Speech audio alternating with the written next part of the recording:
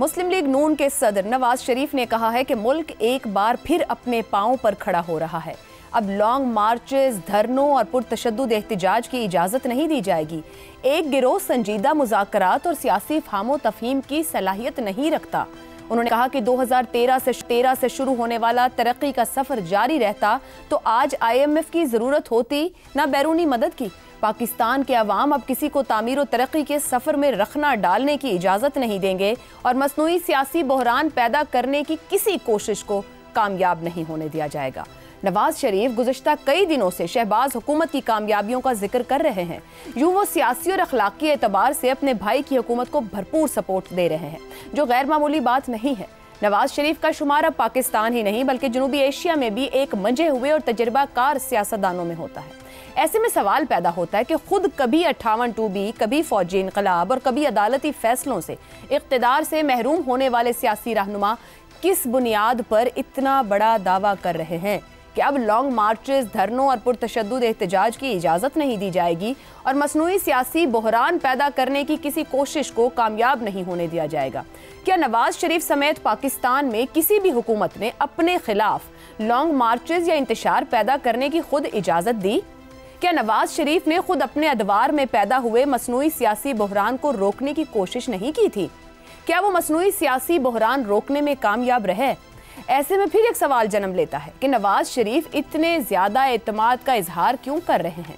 ये दुरुस्त है कि उनके भाई शहबाज शरीफ खुद अपनी तकरीरों में 1 पेज का बरमला एतराफ़ करते हैं। शहबाज हुकूमत को हाल ही में मिलने वाली मैक्रो माशी कामयाबियों में 1 पेज का ही किरदार है, मगर 3 बार मुल्क के वजीर आजम रहने वाले सियासी रहनुमा से ज्यादा कौन समझ सकता है कि पाकिस्तान में 1 पेज खत्म होते कितनी ही देर लगती है? या फिर क्या नवाज शरीफ बहुत से उतार चढ़ाव देखकर ये समझ चुके हैं कि 93, 99 और 2017 में उन्होंने मुज़ाहिमत अपनाकर गलती की, दरअसल उनके भाई की सियासत से मंसूब मुफाहिमती सोच ही की रहा है?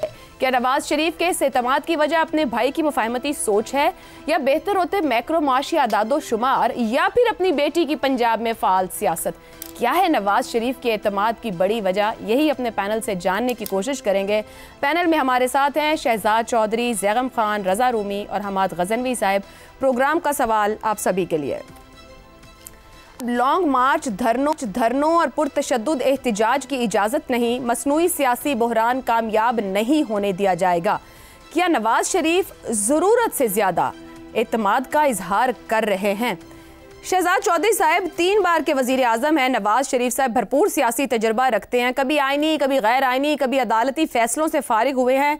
क्या कॉन्फिडेंस का ही इजहार है या ओवर कॉन्फिडेंस है? ये चायशा ये कहाँ लाहौर में बैठ के बात कर रहे थे? जी, इस्लामाबाद में? जी, ये गुज़िश्ता रोज़ लाहौर की गुफ्तगू है। लाहौर में बैठे और अपनी बेटी के साथ पंजाब के कैपिटल में लाहौर में बैठ के बात कर रहे थे। ठीक है, अच्छा, अब यूं है कि एक तो आपके सवाल से जाहिर होता है कि नवाज शरीफ भी अब उनके हो लिए, यानी किसी और तरफ चले गए, यानी वो नजरियाती या वो जो बाकी मामला थे जो इनके साथ जुड़े हुए थे, जहाँ कहा जाता था कि 2 धड़े हैं PMLN के, उसमें एक धड़ा वो है जो शहबाज शरीफ का, जो ज्यादा मेरे ख्याल में कोई बहुत ज्यादा पसंद उनके अमल के हिसाब से नहीं किया जाता, लेकिन फिर साथ नवाज शरीफ साहब का वो रवैया या वो जो नजरियाती सियासत लेके चल रहे थे, वो बदकिस्मती से लगता है कि शायद आपके सवाल से कि अब वो नहीं रही और अब वो भी 1 पेज के ही हो गए हैं।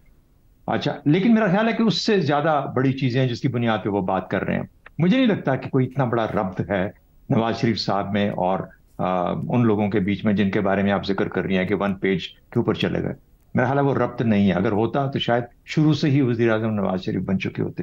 हुआ क्या है, 2-3 चीजें उससे पहले मैं बयान कर लूं, आपके सवाल में बड़ी मजेदार है। तो आपने कहा कि लॉन्ग मार्च, धरनों और पुरतशद्दुद एहतजाज, तो इसके ऊपर फैज का एक शेर याद आ गया कि लौट जाती है उधर को भी नजर, क्या कीजिए अब भी दिलकश है तेरा हुस्न, मगर क्या कीजिए। बात यह है कि लॉन्ग मार्च तो चौधरी इफ्तिखार वाला था जो नवाज शरीफ साहब ने खुद लीड किया और कमाल का लीड किया, यानी उन्होंने रातों रात मामलात को बदल के रख दिया और गवर्नमेंट से और उस वक्त के लोगों से ये वादा कर लिया कि चौधरी इफ्तिखार साहब वापस आएंगे चीफ जस्टिस के तौर पर, बहुत कामयाब, जिसके बाद वकीलों को और तमाम लोगों को बहुत ज्यादा एक उनमें एनर्जी आई और उसके बाद एक हमारी जुडिशरी के अंदर बड़ी तब्दीली आई। गो के उसके बाद एक इफ्तिखार चौधरी साहब का जमाना आपने देखा। سپریم کورٹ میں تشدد کی بات ہوتی ہے تو سپریم کورٹ پہ وہ حملہ یاد آ جاتا ہے جو کہ ہوا غالباً 90s کے اندر، کسی وقت 93 94 کی بات ہے شاید، اس وقت کی بات ہے. اچھا بہرحال 96 کے اندر 97 کے اندر. اچھا تو دھرنا ذرا مشکل کام ہے کیونکہ اس میں ذرا محنت زیادہ لگتی ہے، اس لیے شاید اس سے بچے رہے. لیکن دنیا میں دھرنے بھی حصہ رہے ہیں سیاست کا، دنیا بھر میں. یعنی جب بھی یہ جو ہماری عرب اسپرنگ تھی، یہ جب بھی کامیاب ہوئی دھرنوں کی وجہ سے کامیاب ہوئی، اور دنیا نے بہت سراہا اس کو. تو بہرحال اس کے لیے بھی ایک ماحول چاہیے ہوتا ہے کہ کیا تو یہ سیاسی عمل ہے یا نہیں، یہ تو بات کی بات ہے. لیکن جو پبلک سپیسز ہیں، عوامی جگہ ہیں، وہاں پر اس قسم کے معاملات کی اجازت نہیں دیتی. گو کہ جی ٹی روڈ کے اوپر جب وہ لانگ مارچ لے کے چلے تو وہ بھی ایک پبلک کی سپیس تھی. مصنوعی سیاسی بحران کا ذکر کیا آپ نے کہ مصنوعی سیاسی بحران، ہم تو یہ سنتے آ رہے تھے کہ عدم استحکام ہے. سیاسی عدم استحکام کی وجہ سے پاکستان ترقی نہیں کر پا رہا. اب جو لیٹسٹ ایک جو نکلی ہے بات وہ یہ ہے کہ نہیں، یہ مصنوعی سیاسی بحران ہے نہیں، استحکام ہے. یہ ہم نے نہیں نکالی ہے، یہ وہ کہہ رہے ہیں کہ ایسا مصنوعی سیاسی بحران کھڑا کر دیا جاتا ہے، اب یہ نہیں ہونے دیا جائے گا. میں یہ کہہ رہا ہوں نا، میں کہہ رہا ہوں کہ دیکھیے یہاں پہ تھوڑی سوچ میں تبدیلی آئی ہے، ایک نئی سوچ، نیا عنصر شامل ہوا ہے جو یہ آپ کو یہ بتانا چاہ رہا ہے کہ کوئی سیاسی عدم استحکام نہیں. کیونکہ انہوں نے دیکھا کہ سیاسی عدم استحکام کا جب بھی ہم ذکر کرتے ہیں ایک نیگیٹیوٹی آتی ہے کہ گورنمنٹ ابھی تک قابو کیوں نہیں کر پائی اس چیز کو. تو انہوں نے کہا اپنی نیریشن کے اندر، نیریٹو کے اندر آہستہ آہستہ آپ اس کو کہو کہ یہ مصنوعی سیاسی بحران ہے. تو یہ ایک چینج ہے نیریٹو کے اندر جو کہ آگے نظر آتی ہے. اب ٹائم کے حساب سے بات کرتا ہوں کوئکلی. اصل میں لاہور اور پنجاب کے اندر پی ٹی آئی کو جس ایفیکٹولی پر اثر انداز میں وہاں کی گورنمنٹ نے نلیفائی کیا ہے، نہ ان کی آواز کو اکٹھا ہونے، یکجا ہونے دیا ہے، نہ ان کو ظاہری طور پر کہیں ان کا اکٹھ ہونے دیا ہے. آواز اور اکٹھ، یہ دو چیزیں جہاں اکٹھی ہو جائیں وہاں پہ مومنٹم بلڈ اپ ہونا شروع ہو جاتا ہے سیاسی. تو بڑے ایفیکٹولی انہوں نے اس کو کنٹرول کیا ہے، شہروں کے اندر بھی اور شہروں کو بھی آپس میں ملنے نہیں دیا.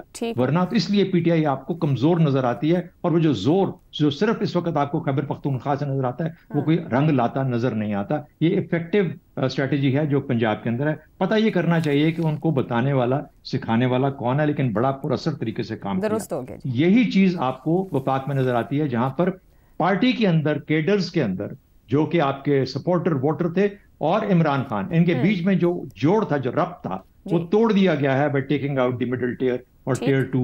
بہت کمال کی یہ بھی اسٹریٹجی ہے. اس کے لیے بھی ڈھونڈنا پڑے گا کہ وہ کون ہے، کیونکہ جہاں تک میں جانتا ہوں اتنی گہری سوچ ہمارے محکموں میں تو اتنی نہیں ہوتی کہ اس طرح کی اسٹریٹجی لڑائی ہے. لیکن کامیاب اسٹریٹجی ہے. پی ٹی آئی کمزور وکٹ پہ نظر آ رہی ہے، اس لیے نواز شریف صاحب یہ کہتے ہوئے آپ کو نظر آ رہا ہے. درست کیا جی. حماد صاحب کیا 93 میں ڈکٹیشن نہ لینا، 99 میں اوور مائی ڈیڈ باڈی اور پھر 17 میں ووٹ کو عزت دو یا خلائی مخلوق کی نعرے لگانے والے لیڈر نواز شریف صاحب بھائی کی سوچ کو دیکھتے ہوئے ایک نیا بیانیہ تھرو کر رہے ہیں اس وقت؟ جی کس بنیاد پر کانفیڈنٹ ہے؟ کانفیڈنس کا جو آپ نے ذکر کیا کہ وہ زیادہ تو نہیں کہ نظر آ رہا، میرے خیال ساتھ آپ نے یہ بھی کہا کہ وہ انتہائی منجے ہوئے اور تجربہ کار اور گرگے بارہ دیدہ ہیں اور اس علاقے کے وہ سب سے سینئر سیاستدان سمجھے جاتے ہیں. تو وہ نہ زیادہ نہ کم، وہ ایک خاص وقت پر ایک خاص بات کر رہے ہیں جبکہ انہیں لگ رہا ہے کہ اب معاملات اس نہج پر آ گئے ہیں جبکہ یہ فقرہ بولا جا سکتا ہے. تو دیکھیے اور یہ کس بابت لگ رہا ہے کہ معاملات اس نہج پر آ گئے؟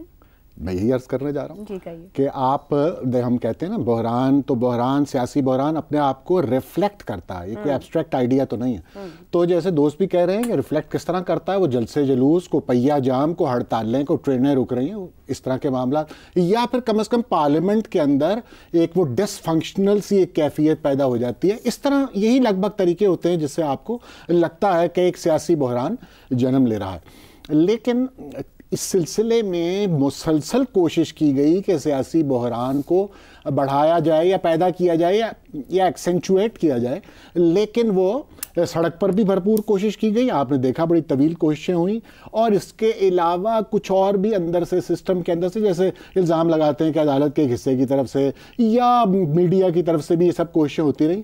لیکن ان کے اوپر اس سارے عرصے میں قابو پانے کی بھرپور کوشش کی گئی اور بڑی حد تک ان معاملات سے کم از کم ظاہری طور پر نپٹ لیا گیا. یعنی اس میں آپ سمجھیے کہ 26ویں ترمیم بھی لوگ کہتے ہیں شامل کر لیجئے، پیکا بھی شامل کر لیجئے، اور سڑک پر جس طرح آئرن ہینڈ سے سارے معاملے کو نپٹا گیا، جس کی طرح بھی دوست اشارہ بھی کر رہے تھے. تو اس طرح یہ معاملات سنبھال لیے گئے ہیں. اچھا، بحران تو ہے بھاری لفظ، لیکن بہرحال اس بات کا اقرار کرنا چاہیے کہ ملک میں ایک سیاسی بے چینی تو ہے.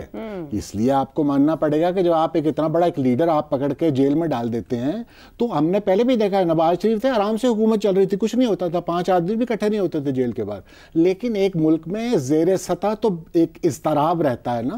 تو اس وقت بھی وہی صورتحال ہے. عمران خان ایک بہت بڑی پارٹی کے لیڈر ہیں, ایک زیر سطح اضطراب ہے, اور وہ مسلسل رہے گا جب تک کہ اس کا حل نہیں نکلے گا. اب اس کا حل کیوں نہیں نکل رہا اور عمران خان صاحب کا اس میں کتنا کردار ہے, یہ ساری بحثیں ہم یہاں پر کرتے رہتے ہیں. لیکن بہرحال اس سے ہوتا یہ ہے کہ عوام کا ایک حصہ جو ہے اس کے اندر نا امیدی در آتی ہے. اور اگر آپ اس کو سیاسی بحران کہنا چاہتے ہیں تو کہہ لیجئے, لیکن فی الحال اس کے اوپر حکومت نے یہ تمام چیزیں جو میں نے گنوائی اس کی روشنی میں قابو پا لیا بڑی حد تک. جی